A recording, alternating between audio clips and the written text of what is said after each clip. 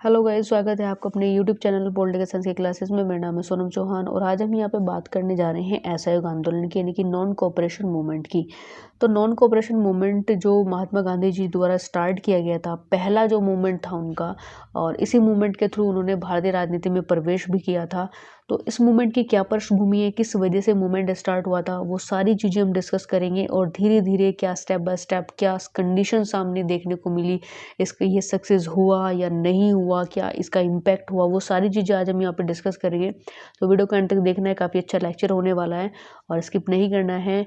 पसंद आए तो लाइक और शेयर करना है, और अगर अभी तक आपने सब्सक्राइब नहीं किया है तो प्लीज़ इस चैनल को सब्सक्राइब भी करना है, क्योंकि नोटिफिकेशन आएगा तो सबसे पहले लेक्चर आप ही लोग अटेंड करेंगे। तो वैसे भी एग्ज़ाम आने वाले हैं, 10 अप्रैल से यूनिवर्सिटी एग्ज़ाम है और उसके बाद भी बहुत सारे ऐसे गवर्नमेंट जॉब के एग्ज़ाम है जिसमें आपको ये लेक्चर काफ़ी हद तक हेल्प करेगा। तो चलिए स्टार्ट करते हैं। सबसे पहले हम बात करते हैं असहयोग आंदोलन की पृष्ठभूमि। देखिए, जनता में घोर निराशा और असंतोष, ये एक सबसे बड़ा पॉइंट था असहयोग आंदोलन के मूवमेंट को स्टार्ट करने का, क्योंकि जोर जबरदस्ती से भारी मात्रा में धन की वसूली ब्रिटिश गवर्नमेंट के द्वारा इंडियन से की जाती थी। और सबसे प्रॉब्लम वाली जो सिचुएशन थी, सबसे दुखदाई बात यह थी कि युद्ध के स्टार्टिंग में जितनी तेजी से जोर जबरदस्ती से सेना में भर्ती करा गया था इंडियंस को, उतनी ही तेजी से इंडियंस को उससे बाहर भी निकाल करके फेंक भी दिया गया था। और इससे देखिए, ये जो घटना हुई थी, इसका रिजल्ट क्या निकला कि हजारों लोग बेरोजगार हो गए और जनता ने अनुभव किया कि यह सरकार बिल्कुल घोर स्वार्थी है और इसका मतलब हमें अगेंस्ट होना चाहिए, इसके खिलाफ होना चाहिए। तो ये सारी चीज़ें और तो और बहुत सारी ऐसी सिचुएशंस हुई, बहुत सारी ऐसी कंडीशंस उन लोगों ने फेस की उस समय पे भारतीयों ने, जो मतलब आज हम अगर उन चीज़ों को डिस्कस करते हैं तो बहुत ज़्यादा हम एग्रेसिव हो जाते हैं उस चीज़ को लेकर के। लेकिन फिर भी इतने सब के बावजूद एक मूवमेंट को किस तरीके से सक्सेस तक ले जाना है, ये सारी चीज़ें बहुत ज़्यादा इम्पोर्टेंट होती हैं। तो यहाँ पे हम नेक्स्ट बात करते हैं रोलेट एक्ट की। देखिए, भारत के सभी वर्गों के विरोध के बावजूद रोलेट कमेटी की रिपोर्ट को कानूनी रूप देते हुए रोलेट एक्ट बनाया गया। प्रॉपर रूप से तो रोलेट एक्ट एक तरीके से दमनकारी नीति को ही सक्सेस करने का एक बहुत अच्छा प्रावधान था ब्रिटिश गवर्नमेंट का, जिसके अनुसार किसी भी व्यक्ति मतलब इंडियंस की इंट्रो में, यानी कि इंडियंस को गिरफ्तार कर उसे मनमाने समय तक नजरबंद रखा जा सकता था। 18 मार्च 1919 को रोलेट एक्ट पारित हुआ और जिसमें मोतीलाल नेहरू ने अपने शब्दों में कहा कि अपील, वकील और दलील की व्यवस्था का पूरी तरीके से अंत कर दिया गया है।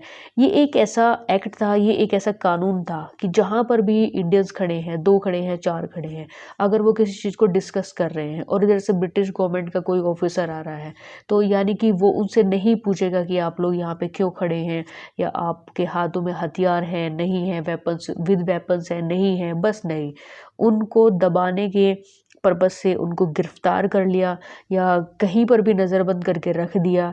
ये एक तरीके से बिना दलील, बिना वकील, बिना अपील का एक कानून माना गया था, जिसको हम काले कानून के नाम से भी जानते हैं। नेक्स्ट बात करते हैं जलियांवाला हत्याकांड। 10 अप्रैल को सुबह अमृतसर के डिप्टी कमिश्नर ने किसी कारण से पंजाब के 2 प्रसिद्ध नेताओं सत्यपाल और डॉक्टर किचलू को धर्मशाला में नजरबंद अमृतसर से निष्कासन के आदेश दे दिए थे। नजरबंद किस बेस पे किया था, क्योंकि रोलेट एक्ट पहले ही पास हो चुका था। तो वो छोटी छोटी ऐसी पॉइंट वो ढूंढते थे ब्रिटिश गवर्नमेंट, ताकि हम जो इंडियंस हैं उनको दबा सके। उनके जो छोटे छोटे मूवमेंट होते रहते थे, छोटे छोटे प्रोटेस्ट वो लोग अपने इंडिविजुअल तरीके से करते रहते थे, उनको प्रॉपर रूप से स्टॉप कर सके, ये सारी चीज़ें। तो इसी की वजह से 10 अप्रैल को अमृतसर के डिप्टी कमिश्नर ने किसी भी मतलब बहुत सारे रीजंस वो लोग एक तरह से एक्सप्रेस कर देते थे, तो उन्होंने पंजाब के 2 प्रसिद्ध नेताओं सत्यपाल और डॉक्टर किचलू को धर्मशाला में नजरबंद कर अमृतसर से बाहर जाने के आदेश दे दिए, निष्कासन के आदेश दे दिए कि आप अमृतसर को छोड़ दो। जनता ने इसका प्रॉपर रूप से विरोध किया। स्थिति बहुत ज़्यादा तनावपूर्ण हो गई। रोलेट एक्ट और सरकार के इन कार्यों का विरोध करने के लिए 13 अप्रैल 1919 को अमृतसर के जलियांवाला बाग में एक सार्वजनिक सभा हुई और इस सभा में सैनिक शासन के प्रमुख जनरल डायर द्वारा अनावश्यक और अंधाधुंध गोलियां वहां पे बरसाई गई, जिसके परिणाम स्वरूप कम से कम 800 व्यक्ति मारे गए और 2000 से ज्यादा वहां पे घायल हुए। इस हत्याकांड का जो उद्देश्य था, जो मेन टारगेट था, वही था कि सारे पंजाब को आतंकित करना था। इस एक्टिविटी के बाद कि सारे पंजाब में आतंकित जैसी एक्टिविटी होंगी तो उनको दबाने के लिए हम उन पे और ज़्यादा आतंकित एक्टिविटी करेंगे। तो ये प्रॉपर रूप से उनका एक टारगेट था ब्रिटिश गवर्नमेंट का। इसके बाद भी सैनिक शासन घोषित कर अमानवीय व्यवहार और दमनकारी जो चक्र था वो लगातार ब्रिटिश गवर्नमेंट का जनरल डायर का वो चलता रहा। इसके बाद हंटर कमेटी की रिपोर्ट आती है। अभी जो कांड हुआ है इसकी इन्वेस्टिगेशन की जांच के लिए हंटर कमेटी जो थी वो नियुक्त की गई। लेकिन इस कमेटी ने हत्याकांड के लिए जो रिस्पॉन्सिबल थे जनरल डायर उनको दंड देने की सिफारिश करने के स्थान पर उनके कार्यों को बहुत ज़्यादा सराहनीय दिया, बहुत ज़्यादा कर्तव्य से सत्यनिष्ठ उनको बताया। यानी कि प्रॉपर रूप से उनको सपोर्ट किया गया इस काम को करने के लिए कि उन्होंने बहुत अच्छा काम किया है। निर्दोषों पर उन्होंने जो गोली चलाई है तो एक तरह से उनको सपोर्ट किया ब्रिटिश गवर्नमेंट की तरफ से, ब्रिटिश सिस्टम की तरफ से। इसके बाद आता है कांग्रेस की नीति में परिवर्तन कि सितंबर 1920 में कलकत्ता में कांग्रेस का जो विशेष अधिवेशन हुआ उसमें महात्मा जी यानी कि जो गांधी जी थे उनके असहयोग आंदोलन से रिलेटेड कुछ प्रस्ताव रखे गए थे। सभापति लाला लाजपत राय सहित अनेक वरिष्ठ नेताओं के विरोध के बावजूद गांधी जी का जो प्रस्ताव था वो भारी बहुमत से स्वीकार किया गया। क्योंकि अगर हम लाला लाजपत राय या बहुत सारे ऐसे लीडर्स थे वो क्या कह रहे थे कि बहुत हो गया, देखो वहां पे क्या हुआ, जलियांवाला बाग हत्याकांड में क्या हुआ, ये सब इन होने के बावजूद आप क्या कर रहे हो? अरे मतलब इसको यहीं पे स्टॉप कर दो। अब क्योंकि ब्रिटिश गवर्नमेंट हमारा जो मूवमेंट है वो कभी सक्सेस होने नहीं देगी और अगर हम जोर जबरदस्ती से उस मूवमेंट को और आगे बढ़ाएंगे तो इसी तरह की देखो किस तरीके से घटनाएं यहाँ पे वो लोग घटित कर रहे हैं, वो किस तरीके से दमनकारी जो चक्र है वो अपना चला रहे हैं अपने हमारे भारतीयों के ऊपर। तो इस तरह के लेकिन फिर भी इसके बावजूद भी गांधी जी का जो प्रस्ताव था बहुत ही भारी बहुमत से वो स्वीकार किया गया और अहिंसक आंदोलन के लिए उन्हें और गांधी जी को इस आंदोलन के लिए पीसफुल आंदोलन को और ज़्यादा आगे बढ़ाने के लिए फिर से उनको मतलब एक तरीके से जो अधिकार हैं वो मिल गए। नेक्स्ट यहाँ पे बात करेंगे असहयोग आंदोलन का कार्यक्रम और की प्रगति, यानी कि प्रॉपर रूप से जो नॉन कोऑपरेशन मूवमेंट जो स्टार्ट किया गया था उसका क्या कार्यक्रम था, क्या उसमें काम को करना था। सबसे पहले काम तो ये था कि सरकारी वैतनिक और अवैतनिक पदों एवं उपाधियों का त्याग, यानी कि जो ब्रिटिश गवर्नमेंट के थ्रू गवर्नमेंट जो पोस्ट या इम्यूनिटीज जो उपाधियां दी हुई थी उनको प्रॉपर रूप से त्याग दो, उनको छोड़ दो। दूसरा था सरकारी और अर्ध सरकारी स्कूल और कॉलेजों का बहिष्कार, यानी कि जो ब्रिटिश गवर्नमेंट के द्वारा जो भी मतलब एजुकेशन प्रोवाइड कराई जा रही थी कॉलेजेस में, स्कूल्स में, उन सबको पूरी तरीके से डिस्ट्रॉय कर दो, डिसमिस कर दो और अपने लेवल पे वहाँ पे खुद के स्कूल्स बनाओ। तीसरा था 1919 के अधिनियम के अंतर्गत होने वाले चुनाव का बहिष्कार करना, क्योंकि 1919 में जो भी चुनाव हुए थे उनका प्रॉपर रूप से 90% जो फेवर था वो ब्रिटिश गवर्नमेंट के फेवर में था। नेक्स्ट सरकारी अदालतों का बहिष्कार, क्योंकि गवर्नमेंट कोर्ट भी ब्रिटिश गवर्नमेंट के अधीन ही चलते थे तो वो भी चाहते थे कि इन सभी सरकारी अदालतों का हम बहिष्कार करेंगे और अपने लेवल पर अपनी खुद की कोर्ट बनाएंगे जहाँ पे हमारे अपने खुद के लोग वहाँ पे उस कोर्ट में विद्यमान होंगे।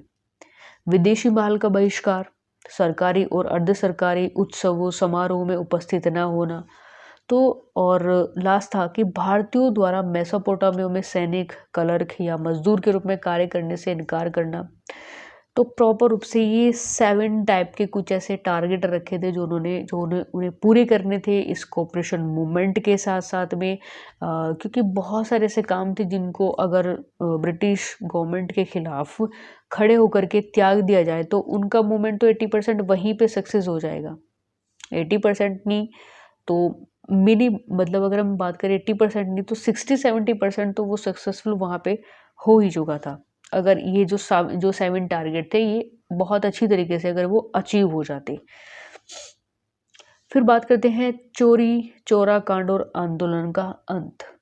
इसके बाद क्या था, देखिए बहुत ही अच्छे तरीके से मूवमेंट चल रहा था, सारे टारगेट सेट हो गए थे, इस टारगेट पर काम होने लगे थे, एक्टिविटी होने लगी थी, स्टेप बाय स्टेप बहुत अच्छी तरीके से काम हो रहा था और इंडिविजुअल तरीके से भी ग्रुप में भी इस जो मूवमेंट था नॉन कोऑपरेशन मूवमेंट इसको लगातार वृद्धि मिलती रही थी।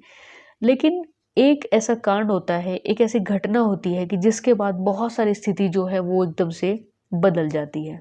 चोरी चौरा कांड और आंदोलन का अंत। सिर्फ 7 दिन रह रहे थे, यानी कि नॉन कोऑपरेशन मूवमेंट में कंप्लीट होने में केवल 7 दिन बचे हुए थे। और वो 7 दिन होने से पहले ही एक ऐसी घटना हुई जिसने पूरी स्थिति को एकदम से बदल कर रख दिया। 5 फरवरी 1922 को गोरखपुर जिले के चोरी चौरा नामक ग्राम में पुलिस के बल प्रयोग से जनता ने उत्तेजित होकर थाने में आग लगा दी और रिजल्ट ये निकला कि थानेदार और 21 सिपाही जल करके मर गए।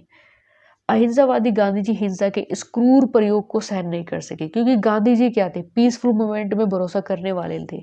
उन्होंने स्टार्टिंग से लेकर लास्ट तक सिर्फ और सिर्फ पीसफुल मूवमेंट के भरोसे ही उन्होंने वो स्टार्ट किया था। वो खून खराबा बिल्कुल पसंद नहीं करते थे। और यहाँ पे क्या हुआ, इस घटना में प्रॉपर रूप से वहां पे 21 सिपाही जल करके मर गए। तो ऐसे में गांधी जी पूरी तरीके से असहाय हो गए कि मेरा जो मूवमेंट है वो पीसफुल मूवमेंट है, और इस मेरे मूवमेंट में अगर इस तरह की एक्टिविटी होती है तो मैं अपना मूवमेंट आगे नहीं बढ़ाऊंगा। तो उन्होंने वहीं पे स्थगित कर दिया। जबकि उन्होंने चित्तरंजन दास हुए, मोतीलाल नेहरू, लाला लाजपत राय, सुभाष चंद्र बोस, इन सब ने मिलकर के कहा कि 7 ही दिन बचे हुए हैं, होने दो जो भी एक्टिविटी, तो मूवमेंट का हिस्सा है। बट गांधी जी अपनी बात पर अड़िग रहे। उन्होंने कहा नहीं, ये मूवमेंट का हिस्सा नहीं है, इस तरह की घटनाएं हमारे मूवमेंट का कभी हिस्सा हो ही नहीं सकती। तो उन्होंने 11 फरवरी 1922 को इस आंदोलन को स्थगित कर दिया और 10 मार्च 1922 को गांधी जी गिरफ्तार कर लिए गए और उन पर मुकदमा चला करके 6 साल की उनको सजा हो गई।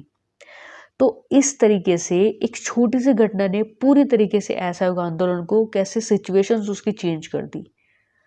अब यहाँ पे हम बात करते हैं कि आंदोलन में दुर्बलताएं जो आई थी, कौन कौन सी वीकनेस वहां पे देखने को मिलती थी। देखिए, मूवमेंट बहुत बड़े बड़े हुए, सक्सेस भी रहे हैं, तो क्या उन मूवमेंट में कभी दुर्बलताएं नहीं आई हैं। अप डाउन्स हर एक मूवमेंट में देखने को मिलते हैं, जिसमें सबसे बड़ी दुर्बलता इन्होंने देखी कि राजनीति में धर्म का प्रवेश। आज भी और पहले भी ये सबसे बड़ा पॉइंट होता है कि अगर पॉलिटिक्स में आप रिलीजन्स को ऐड करके, इंक्लूड करके कोई चीज़ करोगे तो वो उसका जो रिजल्ट होगा वो नेगेटिव फॉर्म में ज़्यादा होता है। और वहाँ पे ये चीज़ें देखने को भी मिली। फॉर एग्जाम्पल, खिलाफत का जो प्रश्न था, जो एक धार्मिक प्रश्न था, उसे राष्ट्रीय आंदोलन के राजनीतिक मसले के साथ मिलाना बहुत ज़्यादा दुर्भाग्यपूर्ण रहा।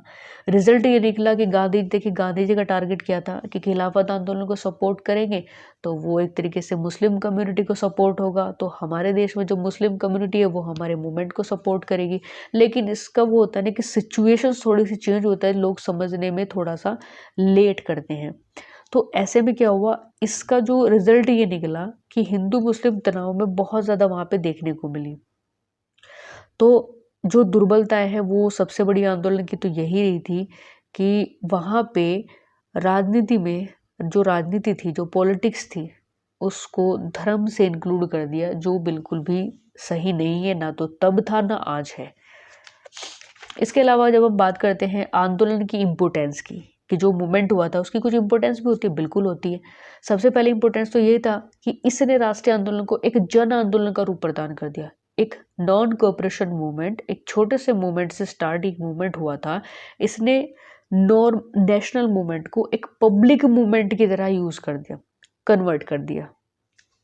दूसरा था कि आंदोलन के द्वारा साधारण जनता को निर्भीकता प्रदान की गई, यानी कि जो डर था ब्रिटिश गवर्नमेंट या ब्रिटिश ऑफिसर्स के लिए, उनके मन में जो डर था वो उस समय पे निकल चुका था। क्योंकि वो पूरी तरीके से, देखिए, पहले तो लोग ब्रिटिश गवर्नमेंट से बहुत ज़्यादा घबराते थे, बट उन्होंने मूवमेंट में उनको फेस किया, तो वो जो डर था वो तो प्रॉपर रूप से वहाँ से उनका निकल ही चुका था। फिर इस आंदोलन का एक लाभ यह भी हुआ था कि जब आंदोलन चलता रहा तो ब्रिटिश सरकार जनता का, देखिए, कहीं कहीं ब्रिटिश सरकार ने जनता का सहयोग भी किया। वो कहाँ, अगर वो सामाजिक स्थिति की सुधार की दशा में कोई अगर काम हो रहा है तो ब्रिटिश गवर्नमेंट भी चाहती थी कि समाज में थोड़ा सा सुधार हो, लोग थोड़े से इंटेलिजेंसी में आए, रूढ़िवादी अंधविश्वास को छोड़कर थोड़ा सा एडवांस में अपना जो कदम है वो रखें। तो कहीं कहीं तो ये भी देखने को मिल रहा था, लेकिन ज़्यादातर नहीं। ज़्यादातर का क्या चीज़ देखने को मिल रही थी, दमनकारी चक्र ब्रिटिश का सबसे ज़्यादा देखने को मिल रहा था, जिसकी वजह से मूवमेंट को बढ़ावा मिला, मूवमेंट सक्सेस भी हुआ। कुछ सिचुएशंस थी कि अप डाउन हुआ, तो मेक श्योर आज का वीडियो लेक्चर जो प्रॉपर रूप से नॉन कोऑपरेशन मूवमेंट की थोड़ी बेसिक इन्फॉर्मेशन को लेकर के मैंने यहाँ पे बनाया था, आपको काफ़ी हद तक हेल्प करेगा। मिलते हैं नेक्स्ट लेक्चर में। Thank you. जय हिंद, जय भारत।